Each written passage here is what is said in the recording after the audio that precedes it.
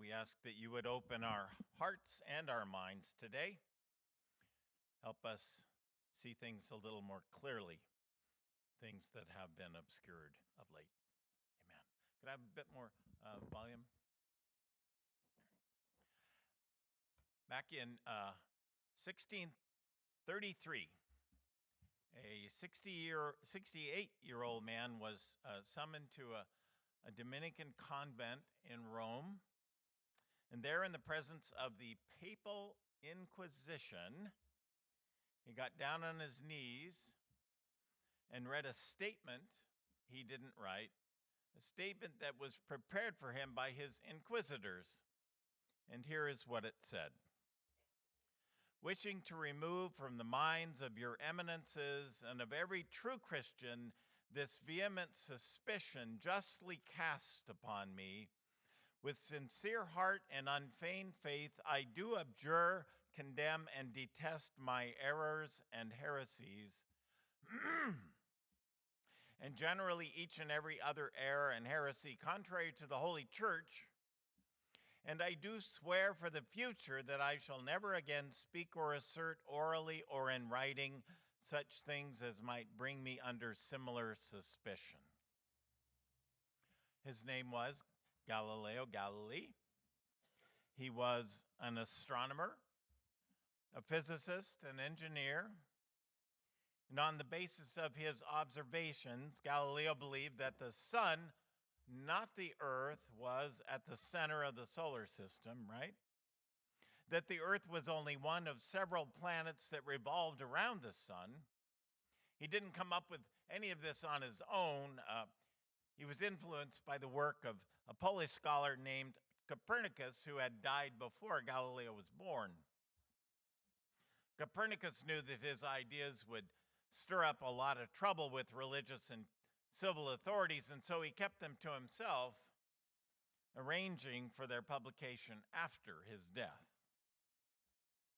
It's been said that Copernicus's ideas are the only thing that Catholics and Protestants agreed on in the midst of the Reformation. That is to say, he was condemned by all, including John Calvin and Martin Luther. Catholics and Protestants agreed that Earth had to be at the center. The sun moves, not the earth. That's what the Bible was believed to have said. So only heretics and troublemakers wanted to let reason or observation, for that matter, get in the way of established dogma.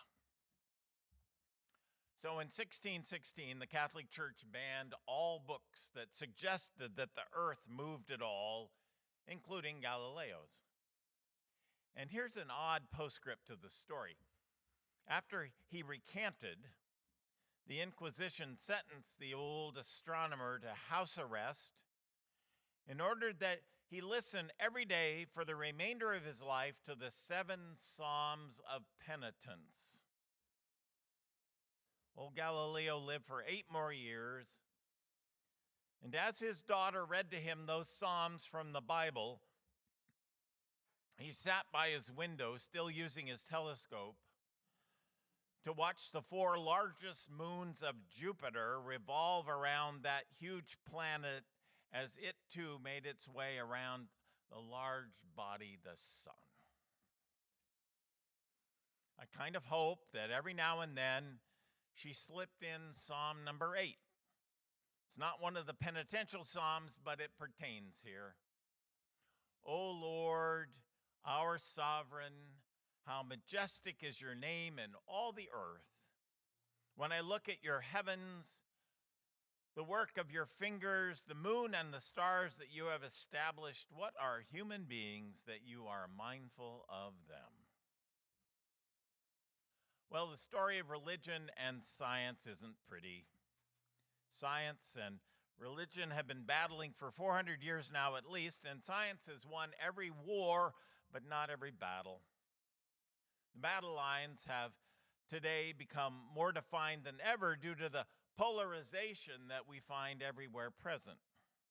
And the stakes in this game have never been higher since so many evangelical Christians have so very little regard for science and prefer right-wing ideology over facts of any kind, even scientific facts as incontrovertible as gravity. When I say the stakes are high, I'm referring in part to the propensity of those in power in this country today to fire scientists by the thousands now every week and subvert scientific evidence that tells us why catastrophic weather events are increasing everywhere and bringing with it death, destruction, and the extinction of species.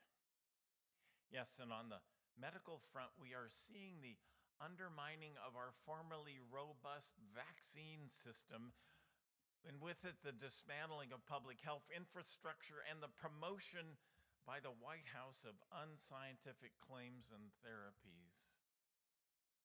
The trust we had for over 100 years in evidence-based medicine in this country is entirely on the ropes. But you know, the roots of ideologically driven science policy goes back, of course, to the earlier battles in this country over the theory of evolution. Remember? Using scientific observation and deduction, Charles Darwin posited that we are here as a result of a slow process of evolution spawning millions of years, guided by a principle that Darwin called natural selection. However, Christian fundamentalists are of a very different mind about this.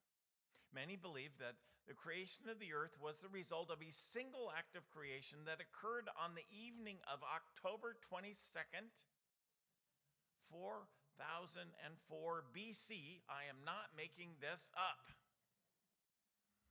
That date was deduced according to careful calculations based on the genealogies found in the Bible by an Irishman named James Ussher.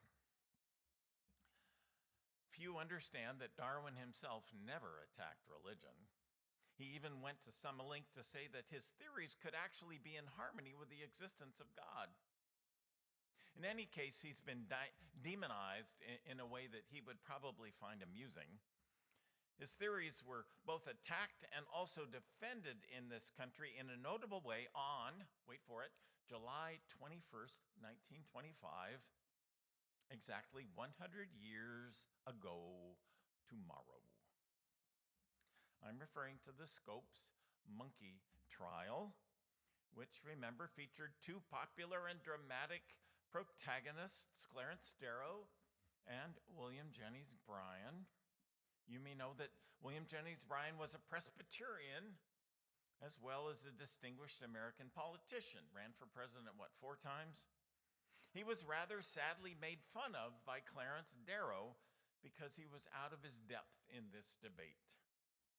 The late Stephen Jay Gould, professor of geology at Harvard, once wrote that evolution is, quote, the central concept of biology and is as well documented as any phenomenon in science. Eliminating it is like trying to teach American history without Abraham Lincoln. We should cringe in embarrassment, he wrote, at the suppression of one of the greatest triumphs of human discovery. So where is that debate today? Well, what has happened is that the anti-evolution folks, in the name of biblical religion, have become extremely well organized. With the goal of suppression of information in mind, they worked hard for decades to get anti-evolutionists on school boards. Pretty soon they got them into Congress, and we all know the rest of the story. They have been amazingly well funded, and they have invented something called creation science, right? A lot of states now teach creationism, creation science, and evolution side by side. So what's wrong with that? There is actually a good argument in favor of it, and I will give it to you in a moment. But first, let me say that the trouble with creation science is it's just not science. Science examines evidence, sifts, sorts, and then elevates just a handful of ideas to the status of theories, which are constantly critiqued, examined, questioned, and replaced when the evidence warrants. Science is a living thing. However, creationism begins with a doctrinal position, and then, like a semi backing into a parking spot, it seeks for evidence to prove it and, in essence, pin it to a bulletin board like a dead butterfly. Now, there's no law against doing that. It just isn't science. Second, what creationism teaches is pretty wrong-headed. Evolution is not, as they would tell us, an undocumented theory being foisted on us by a few godless liberals. The fossil and geological evidence for evolution is just ridiculously overwhelming. It is everywhere. We may not know the whole story of how we got here, but the vast majority of scientists are confident that we did, in fact, evolve. Third, and what makes me the craziest, personally, is that creationists are misusing the Bible. The objection to biblical fundamentalism and its insistence on literalism has always been that it takes Scripture out of its context. I mean, look, the Bible is not a scientific or historical textbook. It is a collection of documents written by God-inspired people, and there's a lot of healthy debate about what God-inspired might mean. If we insist on making the Bible into something it is not, that is a scientific text, we will miss what it is and what it says, which is something timeless that speaks to us in this moment in time and every moment in time in a deeply incarnational way. Don't look that up on your phone. I just made it up. Fourth, I object to creationism for the same reason I cringe every time I hear the story of Galileo and his Inquisition, or any effort to impose an ideological or theological screen on academic freedom. True faith is not threatened by scientific inquiry. No, true faith welcomes and celebrates it. In fact, my faith welcomes new scientific discovery as even more evidence of God's amazing and mysterious creativity. All that said, I'm actually in favor of teaching evolution and creation side by side as a way of illustrating how important critical thinking is. And let me be honest, in that forum, creation science comes up short every single time. Okay then, while some folks are fighting about whether creation happened in 6 days or 6 billion years, a quiet revolution is happening within the scientific community, as you know. I don't pretend to even begin to comprehend it, but what I do understand fascinates me. It has enormous implications for how we think about the world, and it makes scientists sound more and more like theologians, ironically. Until just a few years ago, we understood the universe in terms of Newtonian physics. The theories of Isaac Newton, who lies mere feet away from Charles Darwin in Westminster Abbey. Newton's universe is mechanical. It is predictable, operating on the basis of 4 mathematical laws. It's a beautiful thing. But there is no room in Newtonian universes for randomness or surprise or unpredictability, and not much room either for God except as the creator of a machine who simply observes or observed long ago that machine's regular and predictable observation. Well, today we have quantum physics and chaos theory and string theory, to name just 3 that have replaced Newton's ideas as absolute. New theories suggest that stuff happens not always predictably. And the universe is not really like a machine. Barbara Brown Taylor says the universe is mostly like a web, which shakes and moves and responds to every single stimulus on it or in it. Physical reality, she says, refuses to be compartmentalized. As hard as we may try to turn it into a machine, it insists on acting like a body, animated by some intelligence that exceeds the speed of light.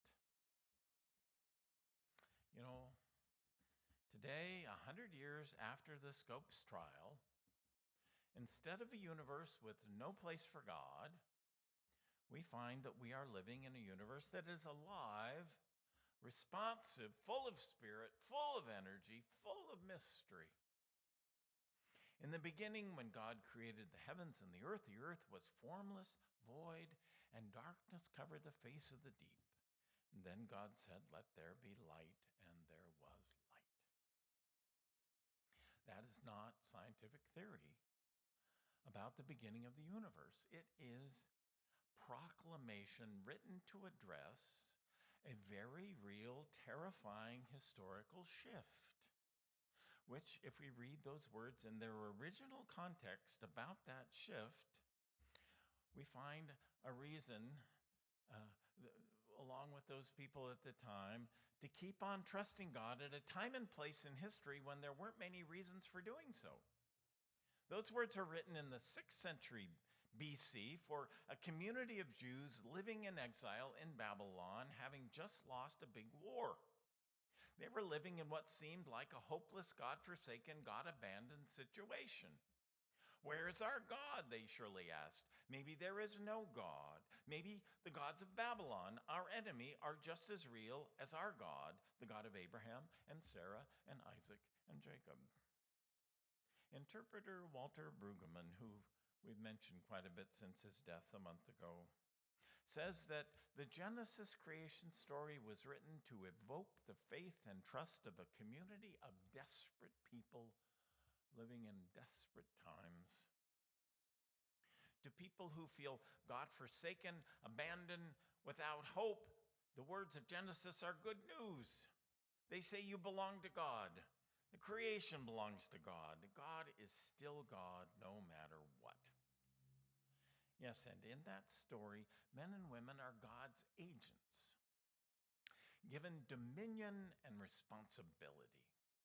The Creator, in fact, is counting on them, on us, to take care of the earth, a garden spot in the universe that God delights in because it is so beautiful and so good and so amazing. That was a very different word for the defeated Hebrew-speaking exiles who were so very depressed after their war. No one believed creation was particularly good.